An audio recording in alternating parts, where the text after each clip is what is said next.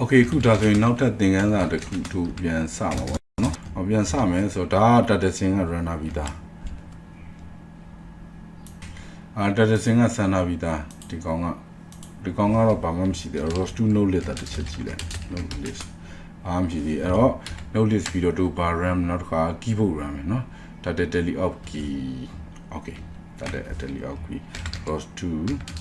ram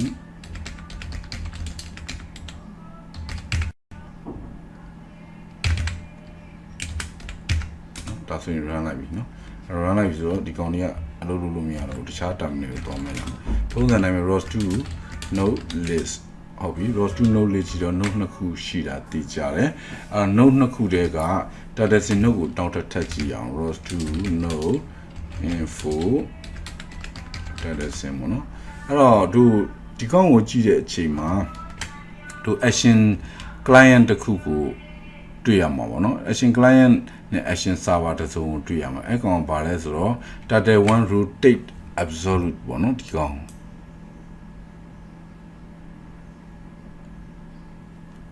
ခဏလေး this one is very dangerous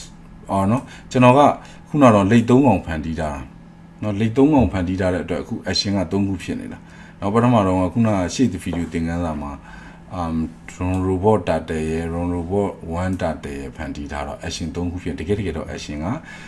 ကျွန်တော်မဖန်တီးထားဆို action တစ်ခုပဲရှိရမှာပေါ့နော် data 1ရယ် rotate absolute เนาะဒီကောင်တစ်ခုရှိတယ်ဟုတ်ပြီအဲ့တော့ထားလိုက်တော့เนาะဒါကဘာလဲဒီမှာရေးထားတဲ့ action server เนาะဒီ node မှာ action server ရှိတယ်เนาะအခုက communication ကဘယ်ရောက်သွားပြီလဲဆိုတော့เนาะတို့တင်နေတာ ROS မှာအဓိကလေဒီ3ခုပဲရှိတာ communication နည်းလမ်း topic service action နဲ့နောက် TFR တခုထိန်4ခုပေါ့အဲ့တော့အဲ့4ခုရရင် ROS framework ကိုသုံးတက်ပြီး program မှာဖြစ်ပြီးလို့ယူဆလို့ရပြီเนาะကျန်တာတော့ channel skill တော့ကိုယ့်အကိုဖြည့်ပေါ့ ROS မှာသိစရာကုန်သွားပြီတခုနဲ့တခုဆက်သွယ်တဲ့ protocol ကဟုတ်ပြီဒါကအခုသူ action ရောက်နေ go ပို့မယ် feedback တွေ result တွေပြန်ပေးမယ်ဘယ်သူကပြီးမှ server ကပြီးမှပို့မှာငါတို့ client ကပို့အောင်မှာဒါပဲเนาะဟုတ်ပြီအဲ့တော့တို့ဒီဘက်ကိုသွားအဲ့တော့ဒီကောင်ကသူ့မှာ action server ရှိနေပြီအဲ့တော့ငါတို့ကပို့ချင်ပို့လို့ရမှာပေါ့နော်ပောက်ခွင့်ရတော့ပို့လို့မရဘူးဟို topic နဲ့ပို့တော့ message တိုက်လို့တယ် service နဲ့ပို့တော့ service တိုက်လို့တယ် action နဲ့ပို့တော့လည်း action တိုက်လို့တယ်เนาะအဲ့သူ action တိုက်မှာကြည့်ပြီးတော့ data တွေဖြည့်မှာပို့အောင်ပေါ့နော်ပို့ချင်တယ်နဲ့ပို့လို့မရဘူးသူလက်ခံတဲ့ form နဲ့ပို့အောင်မှာဒါက topic name ပေါ့နော် sorry action name တူရုံပဲရှိသေးတာဒါပေမဲ့ဟိုခုနကတော့ topic တုန်းက topic သင်ခန်းစာတော့ဟို topic name တူတယ်တူလို့ communication ရတယ်လို့ပြောပြီးမဲ့ပို့တဲ့ကောင်လက်ခံတဲ့ကောင်က geometry message tweak ဆိုတဲ့ form ကိုသုံးထားလို့ရတာservice တုန်းကလည်း sponsor service ကိုခေါ်လိုက်တာမှန်ပေမဲ့ sponsor service ကိုခေါ်တိုင်းရတာမဟုတ်ဘူး topic name လည်းတူရမယ် data type လည်းတူရမှာပေါ့เนาะdata မျိုးရှိတယ်ဒီကောင်လည်းအဲ့လိုပဲ action name လည်းတူရမယ် action data type လည်းတူရမယ်ဒီနေ့အပြပြောဒီ data type တွေ interface လို့ပြောလို့ရတာပေါ့เนาะအဲ့လိုဒါတို့ဒီ data type ကိုလေ့လာကြည့်အောင်เนาะရမလားလို့เนาะဒါ copy ကူးလိုက်မယ် copy ROS2 interface show ရတာပေါ့နော်ဒီမှာဆို3ပိုင်းရှိတယ်ခုနကတော့ service က2ပိုင်းရှိတယ် request တစ်ပိုင်း response တစ်ပိုင်းဒီဘက်မှာတော့ request ကို go လို့ခေါ်တယ် go ဆိုတော့ဒီအပေါ်ကကောင်ဒီ data တဲ့အပေါ်ကကောင်ဒီ go ပဲနော်ကိုပို့မယ်ကောင်အဲ့တော့တို့ကလှုပ်ရှားရှိတာဒီအပေါ်ပိုင်းပို့ပြီးတော့လွှတ်ထုတ်လိုက်အောင်မယ်ကျန်တဲ့2ပိုင်းက server လာပြီးလိမ့်မယ်သူဒါရေးထားတဲ့ပုံမျိုးတွေပြီးချင်တယ်ပြီးမပြီးချင်တယ်မပြီးနော်အဲ့တော့ဒီဘက်က response ဆိုဟာငါအောင်မြင်သွားပြီဆိုသူကဒီမှာသူလာပို့လိမ့်မယ်ဒါမှမပြီးသေးဘူးဆိုငါကြံသေးတယ်ဆိုသူဒီမှာလာပို့လိမ့်မယ်เนาะအဲ့ဒါသူ့ရဲ့သဘောပဲเนาะအဲ့တော့ feedback နဲ့ result ပေါ့များသောအားဖြင့်တော့ဒါတော့ဒီချောင်းပြန်ကြည့်လိုက်ပေါ့เนาะဘာလို့ဆိုတော့များသောအားဖြင့်တော့ဒီ ROS1 မှာတော့ဒီကောင်ကတော့အောက်ဆုံးအကောင်ကတော့ဟိုပါပဲresult ပဲဒီမှာတော့ feedback ပေါ့เนาะဒါကတော့ဒီချောင်းပြန်ဒီ variable name ကိုကြည့်လို့တော့မရဘူးเนาะဘာသူ့ရဲ့ ROS2 ရဲ့ဒီ action ကိုတော့ဖတ်လိုက်ပေါ့เนาะဒီဘက်က documentation ကဟိုမှာ action ဆိုရင် action ဒီမှာ action ဆိုရင်ခဏလေးဒီမှာဆိုရင်သူ action message create ပြောင်းဒါကတော့စာ action ကိုသူကသုံးပြသေးတာမဟုတ်တဲ့ခါကျတော့ဟုတ်ပြီဟုတ်ပြီ next session structure ဟုတ်ပြီเนาะဒါဆိုရင်သူကပုံစံပြောင်းသွားတယ်အလဲအကောင်ဒီ result ပဲเนาะအလဲအကောင်ဒီ result ပဲ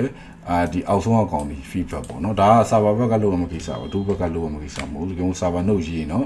ဒီမှာဖြည့်ရမှာပေါ့နော်တို့ကတော့အခုဒါ client node ရေးတယ်ဒါမှမဟုတ် client node မရေးဘူး runtime ကနေခေါ်လို့ဒီ data ဖြည့်လိုက်ရမယ်အဲ့ဒါတို့ကတည်သွားပြီ data 1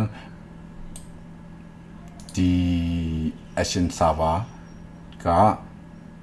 ဒီနှုတ်မှာ run နေပြီပေါ့နော်ဒါဘာလို့ဒီနှုတ်မှာ run နေပြီပြောလဲဆိုတော့တို့ note ကြည့်တာ data sync ကိုကြည့်တာလေဟာဒီကောင်းလည်းကြည့်အောင်မယ်ကောင်းလည်းကြည့်အောင်အဲ့တော့ဆိုရင်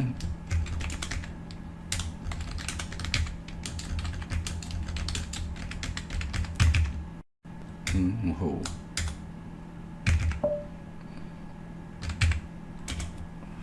အဲ့တော့ကောင်းကြည့်ဒီမှာသူ့မှာ action client ရှိရတူလား data 1 rotate absolute ဆိုတဲ့ action client ရှိတယ်အဲ့တော့ client action server တစ်စုံရှိတာပေါ့နော် client action server တစ်စုံရှိ grab ကြည့်အောင်ရအောင်မဟုတ်ထင်ပါနဲ့သူတို့ကဒီကောင်ကအရန်တော့ stable မဖြစ်သေးဘူးဆိုတော့တချို့ဟာတွေက feature တွေကလိုတလို့မပြည့်စုံသေးဘူးအဲ့လိုမျိုးတော့ရှိတယ် refresh လေးလုပ်ကြည့်လိုက် action ဟုတ်ပြီဒါဆိုတော့မဆိုdata sync နဲ့ daily off လုပ်နေတာတော့ဒီမှာဆိုရင်ဒါ topic နီလန်နဲ့ဆက်သွယ်တာတတ်နော်အဲ့တော့ဒီကောင်လေးတွေကဒီ ellipse လေးတွေကဒီကောင်လေးတွေကနှုတ်တွေပြဒီကောင်လေးတွေကပါလဲဆိုတော့၄တောင်လေးတွေက topic တွေနော်အဲ့တော့ဒီကောင်နဲ့ဒီကောင်တွေက topic တစ်ခုကို data 1 CND velocity topic ကိုမူတည်ပြီးဒီနှုတ်နှစ်ခုကဆက်သွယ်တာဟုတ်ပြီဒါဆို action ဘက်မှာရော sorry action ဘက်မှာလဲဒီကောင်က status ရဲ့ feedback ရဲ့ကို data tally out ကိုပြန်ပေးထားတယ်ဒီကောင်ကနော် data sync ကဒါဆိုရင်နှစ်ခုပဲပေါ်တာပေါ့နော်ဟို sun go အပိုင်းကတော့မပေါ်ဘူး sun go အပိုင်းတော့တကယ်ဒီကောင်ကပို့မှာဒါပေမဲ့ဒီကောင်ကြီးကမပို့ဘူးလေမပို့တော့ဒီဘက်ကနှစ်ခုတာလင်းဒီမှာ topic အနေနဲ့လာပေါ်နေတာပေါ့နော် action ဖြုတ်နော်တကယ်တော့သူက action ကိုပြပေးနေတယ်ဆိုရင် topic ပုံစံပြထားတာပါတကယ်တော့ပွင့်လင်းပြောရမယ်ဆိုလို့ရှိရင် service ပဲဖြစ် action ပဲဖြစ်ဘယ်လိုပဲဖြစ် topic နီလန်ပါပဲနော် topic ကငါတို့ကဒီမှာ topic တစ်ခုဖန်တီးပြီးသုံးတယ်နှစ်ခုဖန်တီးပြီးသုံးတယ်ဒါပေမဲ့ service တို့ action တို့ကြတော့ငါတို့က form လေးပဲလှုပ်ပေးလိုက်တာသူကသူ topic တွေဖြစ်ပြီးတော့သူသွားချိတ်တာဒါပေမဲ့အဲ့ topic တွေငါတို့တိုက်ရိုက်ကင်တွေလို့မရအောင်ငါတို့က programming နီလန်နဲ့ဒါ high level class ကြီးပါညာရှိမယ်ဒီလောက်ပဲသူကသုံးရတာပေါ့နော် topic ကိုဟိုလိုတိုက်ရိုက်ကြီး topic communication မှာလို့တိုက်ရိုက်ကြီးတော့ကင်လို့မရအောင် service to action တော့မှာတကယ်တော့ပွင့်လင်းပြောရင်အကုန်လုံး topic တွေကြီးပဲ okay ထားလိုက်ပါတော့တို့အခုဒါဆိုရင်ဘာလုပ်မလဲဆို grab ကြည့်တာလည်းဒီမဲ့တို့ action server နဲ့ action client ကိုဒီမှာလှမ်းမြင်နေရပြီဒါဆို communication ရှိတယ်လို့ပြောလို့ရတာเนาะမယုံဘူးဆိုရင်လည်းကြည့်အောင် ROS2 ACTI1 action ဆိုတော့ကောင်ရှိလားရှိတယ်เนาะ ROS2 action info เนาะဘာ action link ထည့်လိုက်မလဲ data 1 rotate absolute เนาะဒါမှတွေ့လား client ကပဲကောင်းserver ပဲကောင်းเนาะဒီလိုရေးထားတယ်အမှန်မှဒီလိုဖြစ်ရမှာ message တုန်းကအဲ့လိုမပြအောင် publisher တစ်ယောက် subscriber 2ယောက်အဲ့လိုပဲပြเนาะဒါဆိုရင်ဒီလိုပြရမှာ ROS1 တော့လည်းဒီလိုပဲပြတာဒါဆိုဘယ်ကောင်က subscribe လုပ်နေလဲဘယ်ကောင်ဘာလုပ်နေလဲမြင်ရတာပေါ့เนาะ okay အခုတို့ဒါဆိုရင်သူ့ရဲ့ document ကိုတစ်ချက်ကြည့်အောင်เนาะသူ document ဒါဆိုရင် data 1ဟုတ်ပြီအဲ့တော့အခုကတော့တို့ကအဲ့တော့ keyboard ကနေတစ်ခုခုနှိမ့်တော့go ပို့တဲ့ပုံစံဖြစ်မှာပါเนาะ go ပို့တဲ့ပုံစံဖြစ်မှာပါအဲ့တော့ keyboard ကတော့ဘာကနန်းလဲကျွန်တော်မသိဘူးကြည့်ရမှာ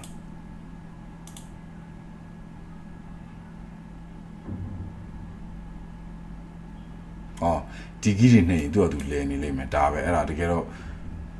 go တစ်ခုကို request ပို့ထားတာပဲเนาะဟိုကောင် feedback တွေပြန်လာလိမ့်မယ်ဒါပဲအဲ့ဒါကြောင့်လဲနေတာပေါ့လေ့ကြည့်ရနောက်တစ်ခုခုနှိမ့်ဘာလဲမသိကျွန်တော်မြားလေးပဲနှိမ့်လိုက်ဟုတ်ကျွန်တော် right key arrow key နော် right arrow key ပဲနှိပ်တာကြတော့ဒါဒီကိုးပို့ထားတဲ့အနေထားဖြစ်လိမ့်မယ် left arrow key နော် okay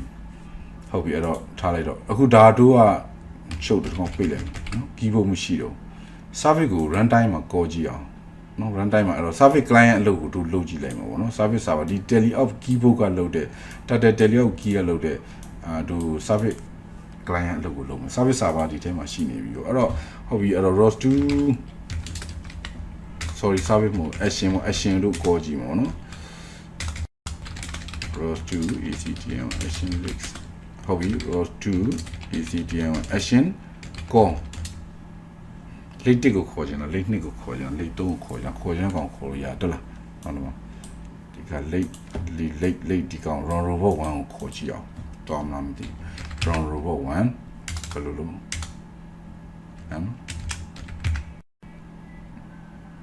ကောမဟုတ်နော်မှာတော့ဒီကောဆို service မှာပဲကောလို့ရဒီကောင်ကျတော့ sanku နော် sanku ROS2 action sanku ဟုတ်ပြီအဲ့တော့ပြီးရင် action name ထည့်ပေါ့ topic ဆို topic နေ service ဆို service နေ action ဆို action နေ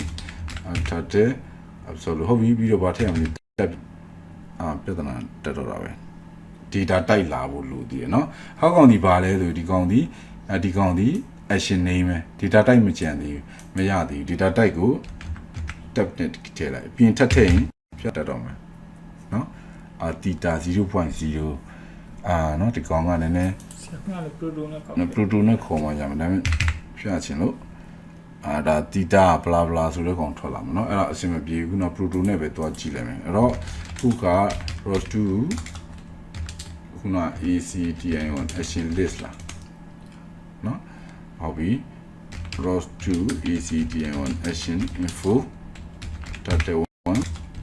เนาะမသိတော့ပြန်ကြည့်နော်အဲ့ဒီပြန်ကြည့်ရမှာအခုစစချင်း comment တွေလဲတက်တယ်အဲ့ဒါဆိုထပ်ကပြန်တော့ကျွန်တော်လည်းအလွတ်မှတ်မထားတော့တာလေအခုတပြောလို့ဆိုကြည့်ပြီးတော့ပဲပြောနေเนาะဒါမှအခုကျမှတိုက်ကထွက်လာတယ်တိုက်ထွက်လာမှတိုက်ကိုကြည့်မှာ ROS2 ဘာပြီးတော့ interface เนาะ interface show ခုနတော့ကြည့်တာ interface show ဆိုပြီးဒါမျိုးကြည့်တာဟုတ်တယ်မလားဟုတ်ပါပြီတော့မို့ sorry interface ကအဲ့ဒါမဟုတ် interface ကဒီမှာကောင်း copy ကူရမှာနော်ကူရမှာROS2 interface show နော်ဒါ request ဟော copy ရမဝင်ဘူးပဲရှိုက်ပဲရိုက်လိုက်ပါတော့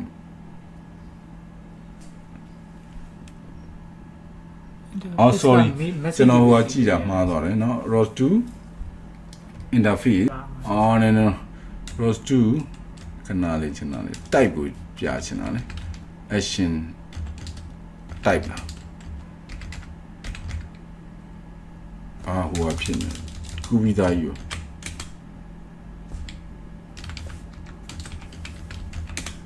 လေတော့ပြန်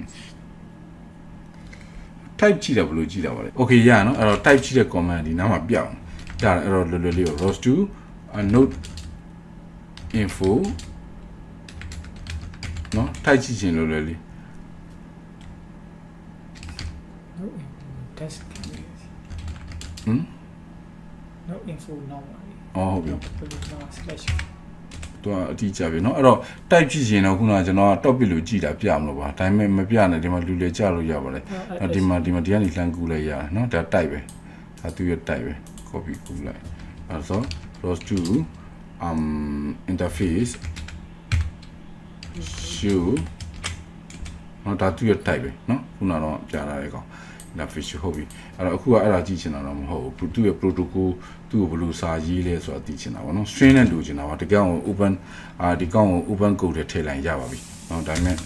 သူပေးတာကိုကောင် copy တူးရုံပဲဆိုတော့ proto တီတာတဲ့ဟုတ်ပြီတော့ပေါ့ပြီနော်ဒီကောင်ကဘာလဲဆိုတော့တန်ဖိုးတစ်ခုပဲပို့ရမှာလေတီတာတစ်ခုပဲပို့ရမှာနော်အဲ့ဒါကြောင့်ဒီမှာတီတာလို့ပဲရေးလာလားအဲ့ဒါဆိုရင်တော့ sorry ရကိုယ့်အကူတော့ရေးလိုက်တော့ရပါပဲနော်ဒါဆိုရင်ဒီမှာရေးလိုက်မယ်ကိုယ့်အကူဒီ data ဘယ်လောက်လုံးမသိ 2.0 လောက်ပြီးလိုက်မယ်နောက်ခဏလေး service မကောခင် graphic user interface ခေါ်မယ်ကြောက် enter ဒါဆိုရင်တော့လဲသွား service တစ်ချက်ခေါ်လိုက်လို့တစ်ချက်လှုပ်တော့လို့ဖြစ်သွားလဲသွားတာပေါ့နော်အဲ service ကတောက်လျှောက်ကြီးရှိမနေတဲ့ခါကျတော့နော်လဲပြီးခဏရက်သွားတာပေါ့နော်တောက်လျှောက်ကြီးပို့မနေတော့အဲ့တော့ဒီကအလဲကဟိုဟာကိုလုပ်ကြည့်အောင်1နော်ဒါဆိုရင် service call လိုက်တာပဲအဲ့တော့ sorry action เนาะ action go ပို့လိုက်တာပဲเนาะ action go ပို့လိုက်တော့ဒီကောင်လဲသွားတယ်အဲ့တော့ action တို့ service တို့ client ဘက် call လို့ရဒါတွေကတကယ် robot နဲ့တွေ့လာတဲ့ချိန်ကျရင်ဒီတိုင်းပဲလုပ်အောင်မှာတည်ကြပါဘူးသူစီမှာ action server client server အကုန်လုံးပါလာပြီးဒါအဲ့ဒါကိုကစစ်ဆေးတဲ့ချိန်ကျရင်ဒီ process ကိုလုပ်မှာဖြစ်တယ်အဲ့ဒါကြောင့်ခုနက debug လုပ်တဲ့ဟာတွေကိုရှောင်ပို့ပြီးတော့လေ့ကျင့်တာပေါ့เนาะအလွတ်မှတ်ထားကြရအောင်မလို့လုပ်တိုင်း key point ကိုတင်ကြပါပြီ okay now video တစ်ခုသွားမယ်